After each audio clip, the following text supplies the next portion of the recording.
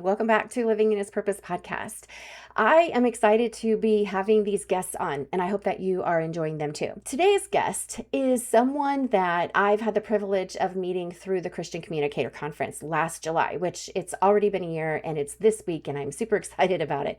And when I met her, I knew almost immediately that I wanted to share her story with you. LoriVober is an author, a speaker, stroke survivor, and the founder of the upcoming conference called UNSTUCK Conference. And she's going to be creating a place for people to find hope in the middle of life's hardest seasons. At just 29 years old, Lori experienced a devastating hemorrhagic stroke that changed everything for her. She lost the use of the left side of her body, has faced years of rehabilitation, and has had every reason to believe her dreams were over. But instead, she chose perseverance, one of my favorite words. More importantly, she chose to trust that God still had a purpose for her life. Now, in the first part of our conversation, which we're going to listen to today, Lori shares her incredible story of survival, the long road of recovery, and the perspective that she's carried through more than 2 decades of unexpected challenges. Now, whether you have faced a medical diagnosis, a loss, or simply feel that life hasn't unfolded the way that you expected, and really, I think that's all of us, isn't it? If you're old enough, it is.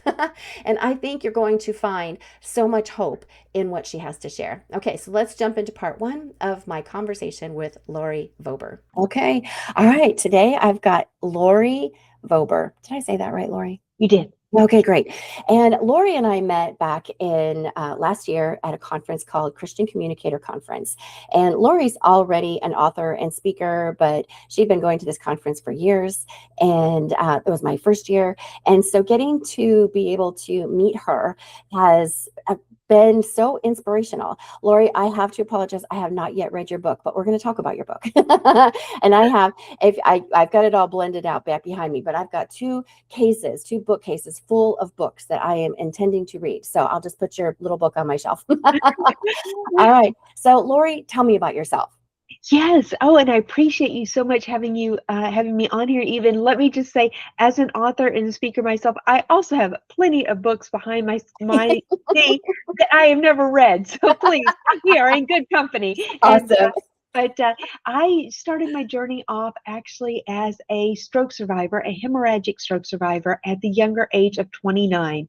And that really changed my whole life perspective and my journey in itself. I started out my career as a marketing and sales in the marketing and sales arena. I graduated from the University of Texas in Austin, moved around my entire life. I'm an only child, and so I had a really great upbringing with wonderful, loving parents, but I moved around every 2 to 3 years my entire life. Grew up on the East Coast, but moved all around the East Coast, landed in Texas. My high school career, landed in the band. That really was my community. And so I chose to go to the University of Texas, number one, because my parents said in-state tuition, and number two, and the Longhorn Band really called my name. I've always been the type of person that really got by on a lot of enthusiasm more than talent, and that was the same way in the Longhorn Band. I really got by on a lot of my enthusiasm more than talent. There were some years that I made it into the Longhorn Band through my piccolo and flute, which was my instrument of choice. Yeah. And there were years that actually I got by having to go a different direction. And so God gave me the gifts of His strength and perseverance long before I ever had medical challenges. And I am so grateful for Him and those skills, because that is what truly has carried me through where I am today in my journey. But when I graduated from college, I accepted a job with the petroleum industry, which took me to Oklahoma. And because I grew up with a father that was also in business in the telecommunication industry, he always taught me, you dress to impress, you jump high when a company says hi, and you always are a part of a team. training. So when Mm-hmm. I was in Oklahoma, I was there for 6 months, and the company said they needed a new team player in Minnesota.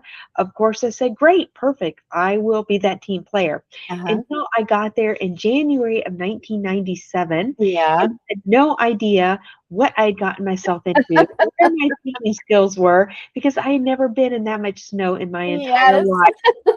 What And a difference. absolutely, but God had a whole secret plan for me, and part of that plan was to meet my husband, Uh-huh. Danis, and we met in church there in Minnesota, and so we therefore started our life there in Minnesota, Mm-hmm. and we both actually started working at Northwest Airlines. He was an aircraft mechanic and machinist by trade, Mm-hmm. and I continued my career with the travel agency community in sales and customer service. Mm-hmm. And so we had a very wonderful life there in Minnesota, despite the snow. Yeah. And but I wanted to start our family. That was very important to me to be a mom.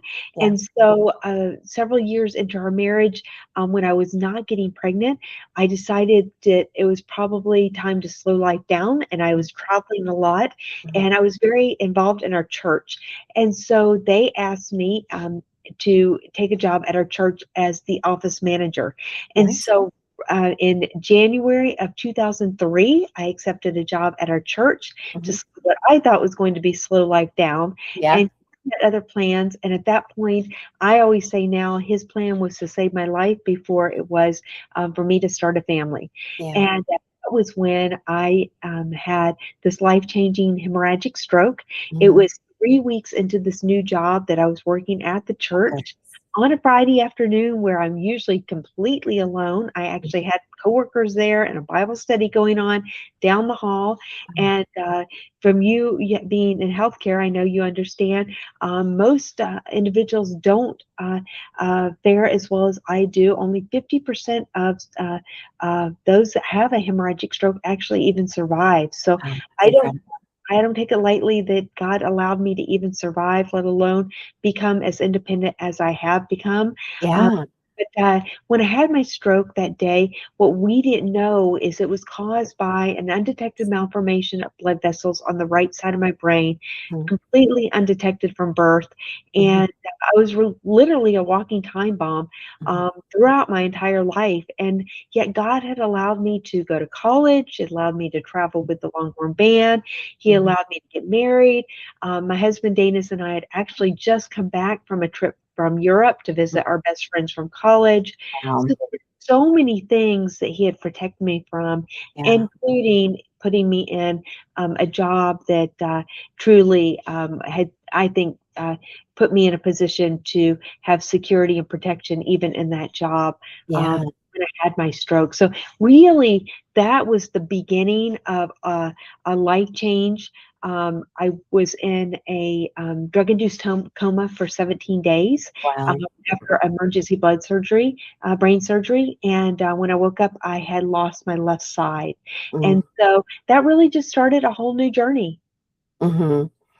Did you did you always like when you woke up, I'm thinking, because you talk about your story and it's so amazing that you can see so clearly all of the good that God gave you before such a life-changing event occurred and like completely rocked your world. And I'm just kind of wondering, are you the kind of person where you woke up from that coma and you're like, well, at least I got this stuff done before this happened? How was your mental state? Because I'm thinking, I don't think I would be that way. But then what else do you have to think about? I mean, you can't, like we were talking before we got started on the recording, when you have a choice. You can either be positive or you can be negative. So I'm just kind of wondering, what did the initial stages of that journey look like? Do you remember that? I'm wondering, and a lot of times when people go through these really big medical things, they don't remember a lot at the beginning. Yeah, I do think some of my memory is not as accurate as I would like to think it is, because Yeah. I will say things to my family, especially my mom, who really was there with me through the entire process. And Mm. she's like, sweetheart, you don't remember that correctly. And so I Yeah. do think some of the things that I remember aren't Mm. as accurate as Yeah. I Yeah. would like them to be. I Yeah. do remember. I do remember when I first woke up, being very scared. I Yeah. remember being very uncertain of where I was. In fact, some of my first days, I don't want to sugarcoat this because This is a big deal. it was Yeah. a big deal. I Yeah. remember being in a lot of pain. I was in Mhm. ICU for quite some time before they even were able to transfer me into a general floor. And I just remember being in a lot of pain, Yeah. just from not being able to be moved, Yeah. and being very confused. And it was very cold in ICU apparently, and so part of my memory was just seeing these images of people in the corner dressed in a lot of clothes. And I used to say to my mom when I got to a point where I could remember, I Yeah. would say to her, I just don't understand why there's all these homeless people in my room all the time. And finally, she put it into perspective, and she finally said, "You know what, sweetheart? I don't think that was correct. I think it was me Yeah. and family just bundled up in coats, and because Yeah. it was so cold, and Yeah. you Yeah. thought we were homeless, and I'm sorry we scared you, and but you Yeah. weren't on the streets, you weren't with Yeah. people, Yeah. you were safe. Yeah. It was just cold, and we were cold, and that made me feel horrible that I was calling my family homeless. This is where our mind goes. But one Yes. of the things is because I always was the Pollyanna, and I was always that was just my personality. Yeah. I think one of my first vivid memories Mhm. was, okay, what am I going to do about this? When the lights went out, and I really contribute this whole thing as kind of the Yeah. lights were on and the lights were off. When the Yeah. lights came back on, my first thought was, okay, what are we going to do to fix this? Yeah. Because I plan to be a mom, and when Yeah. the lights went out, Yeah. we were trying to conceive. And Yeah. now that the Mhm. lights are back on, only half my body is functioning. Mhm. So who's going to help me fix this? Because Yeah. I'm Yeah. all in, Yeah. and therapists are telling me I only can get this much PT, and there's these restrictions and that restrictions. Mhm. And I Mhm. just remember feeling um, frustrated, and Mhm. and yet motivated. And Yeah. it was like, okay, I don't know the answers, but I know there's got to be a way, and I want to get better no matter what. And Yeah. so I was pretty much that Energizer bunny with rechargeable batteries from the Yes. very beginning, Yeah. Okay.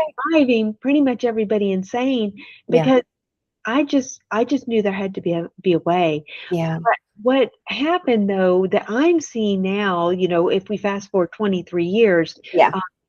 is I was way before my time in 2003 having a stroke compared to where society was, where medical was, and Mhm. where technology was. Because Yeah. I look at stroke survivors today and I follow them closely, and I'm on social media still now with a lot of survivors. Mhm. They have so many advantages today that I didn't have. Yeah. The survivors today document everything already automatically because they're always on their phones. Yes. Back when I had my stroke, to put it in perspective of our listeners, phones were almost a little beyond flip phones. So I Yeah. asked my husband, "Where are the pictures? Why Yes. did you take pictures of me? Why Yeah. didn't you take videos of my first steps?" And he's like, "Sweetheart, phones didn't take pictures like that. They didn't take Yeah. videos. For me to take a video of your first steps, I would have to bring in the camcorder that Recorder. would have Yes. kind of like, imagine, the news station Yeah. taking The ones on their shoulder. Yes. Yes. that is taking video. And so, It just doesn't seem that I long ago. 2003 does not seem that long ago. How can we be so far ahead? So yes, what kind of I am interested in, so a lot of what I talk about on my podcast and being a nurse, I'm very interested in our body, soul, and spirit. yes, And I'm just interested in I'm interested in a lot of your story, but what I'm thinking about, like your physical rehab and the way that you worked to get the function that you have back now. Is there a difference in how they rehab stroke patients now versus then? And is how much function is it possible to get back, or does it just depend on the extent of the stroke? absolutely. Mhm. Absolutely. What is different now that it was not back then is the emotional recovery. And Uh, that is a key point that Definitely. I've had to get now that I didn't get back then. And Okay. when I speak to stroke survivors, which is the key area that I speak in now, Mhm. is with rehab hospitals with patients that are both inpatients and outpatients, Mhm. is the key point of emotional recovery, grief and loss recovery, Yes. because that is the part that was missing. And I do think your physical recovery truly depends on where your stroke happened, how quickly you were able to get medical response, Mhm. and your own motivation. You Mhm. know, doctors many times give you a diagnosis and a prognosis based on their medical journey and Sure. their but you know what? We have to remember they're not God, and Right. they're not the ones with the final answer. And that's Absolutely. why even today, almost 24 years post-stroke, I still research. I still look at Mhm. products. I still am in therapy. I just had therapy this morning Yeah. because I know there's still things out there that I may or may not get more function back, but Mhm. can't ever stop trying. But I Yeah. think what we can do, and that is where my book, I think, is so important for people to recognize, and that is choices. And Yeah. that is, you might not be able to physically recover as much as your heart desires, but Mhm. emotionally, you can be your very best self. And I had to get Yeah. to a point to realize that physically, I might not get back what my heart desires, but Mhm. emotionally and mentally, Mhm. I need to be my very best self. And I Mhm. need to start looking at my own journey and my own identity the way Christ looks at us, Yeah. because that's what's healthiest. And what Absolutely. do, no matter what your life challenge, your challenges is, whether it's a life challenge or a medical challenge, Mhm. is to realize what is your control point, and where can you move forward, and what you can control. Yeah, absolutely. So tell me about your book then. At what stage in your journey did you write the book? And then why did you write it? Where were you coming from that you decided you needed to write this down?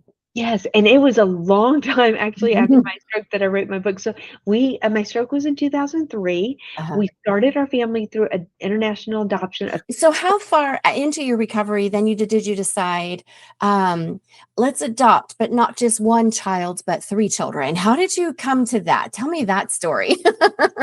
So, because we wanted to start a family, and part of my stroke recovery actually initiated one other health challenge, and that was epilepsy. So, Okay. right after we moved from Minnesota to Arizona, which came 6 months post stroke due to a Okay. job loss by my husband, Okay. I developed epilepsy, Mhm. and the blood deposits and the scar tissue started interacting with my brain, and it took several years for us to find the right medicine and the right regimen for me to get my seizures under control. So when we finally found the right medication to actually get the seizures under control, my Mhm. family just said, "You know what? We know you have a heart's desire to be a mom, but Mhm. we are really worried about you trying to biologically, between Yes. your disability, your stroke, and now epilepsy, going forward in that direction." So Yeah. therefore, we decided to start looking towards adoption. So Mhm. we looked towards adoption for a couple of reasons. Number one, because of my health. Uh-huh. Number two, we had always been a part of Compassion International Ministry, Yes, I and love we that. always had Yes. 4 children. And so we already had a heart for that and mission oriented, Yeah. Yeah. giving. Mhm. And because we live in Arizona, we were drawn towards Okay. Latino countries. Uh-huh. And my husband and I are both only children, so we Oh, already knew we wanted a bigger family, or we yeah. thought we wanted a bigger family, and so that is why we chose siblings and adoption. Now, what we didn't know is anything about siblings until we got them, and Yeah. many times the grass is greener on the other side until you get to the Get the other side. and Yeah. so after we got siblings, we're like, wow, this is not what we expected siblings to be like at all. And so it made Yeah. us feel much better about our whole journey as only children, because we felt like we were alone and missing out Yeah. our entire life Yeah. until we adopted. And then we realized we weren't missing a thing by being Yeah. an only child. So Yeah. um, Yeah. it was a journey of blessings and challenges for I'm sure. sure. I'm And sure. we took on a lot more than we probably um, should have or could have possibly handled more appropriately. But you know what? That's where you depend on God and Absolutely. you Yeah. follow the plan. And our our plan to adopt three and three older children was number one for my disability, but number two to give a forever family to children that may not ever have one. Yeah. So Yeah. that's what we did. They were 6, 8, and 10. They Okay. were older, and there was trauma and other challenges involved that really we weren't prepared for, Yeah. and that was where the challenges came in. But Yeah. to answer your question about my book, we adopted. So my stroke was in 2003. Okay. We adopted in 2012. So it Okay. was literally 8 to 9 years post stroke that we were able to finalize the adoption. And it Okay. wasn't until 2021 that I started writing. So my Okay. kids were literally in high school and on their way out when I Okay. actually started writing. And it Yeah. was really in the calmness of the pandemic that Mhm. I heard God's nudge very clearly. Mhm. Are you ever going to do anything with your story? You've talked about doing stuff with your story. Yeah. I've nudged you. Yeah. Are you really going to listen to me and do something or Yeah. not? And Yeah. that I thought, okay, let's start writing. So I literally just started writing at night. And Mhm. during our pandemic years, it was so quiet and it was so Mhm. peaceful and Mhm. there was so much unknown. And my husband would literally come through at night and say, "What are you doing?" And I said, "I think I'm writing my book." And he would chuckle and say, "Okay, whatever, Right. whatever Right. you want to do." And for 6 months, I would do that every night. Uh-huh. And night was the only time I had with two high schoolers. Yeah. And at the end of 6 months, I was like, "Okay, I think I wrote a book. I think I'm done." And he's like, "What?" Wow. And I said, "Yeah, I told you I'm writing a book." I had no idea, and this was one of your questions is what did you foresee that you didn't really have any idea? And what I didn't have any idea Mhm. when this whole journey started was that God would catapult me into a passionate ministry to encourage and give hope to others, specifically stroke survivors and others with unplanned medical challenges, Yeah. with such passion and fervor that He has. And Mhm. so that one book has turned into now 16 compilations, a second book that I'm now working on. It's just Wonderful. truly a drive that is beyond what's good for my health sometimes, and what most people don't really understand, except for other speakers and authors, that Mhm. we can't put words to. As speakers and authors, many times we don't have words for our passion and why we're Yes. driven to do what we're Yes. called to do. We don't Yes. know. It's Yeah. truly a calling Yeah. to help others based on the journey we have been on, and that truly is Mhm. where it's at. Yeah. And to just give hope to those that really are clinging to not knowing where to go. But what I've really come from is, yes, it takes a lot of perseverance and it takes a lot of Mhm. resilience to move forward Yeah. from nothing to keep going. But Yeah. it's only when you depend on God and you realize that He truly has a plan for you, better than your plans, and that His identity is what is going to um, uh, you know mirror your exact um, you know really nurture your soul. that Yeah. that is Yes. when the whole perspective changes, and really Yes. that's what changed everything for me when I Yeah. finally was able to change my perspective and get a hold of what Yeah. He wanted me to really Yeah. grasp. What an incredible beginning to Lori's story. Now, one of the things that I admire most about her, most, is that she did not allow one life-changing event to become the end of her story. Instead, she continues to say yes to whatever God places in front of her, whether it's writing books, encouraging stroke survivors, or stepping out in faith to host her very first UNSTUCK Conference in October. And I so wish that I lived closer because this is going to be incredible. Next week, we're going to go even deeper. Lori opens up about her grief, identity, learning to be vulnerable, and what it really looks like to heal emotionally, not just physically. You won't want to miss part 2. Until then, remember, no matter what you're facing today, God is never finished with writing your story. Have a great week.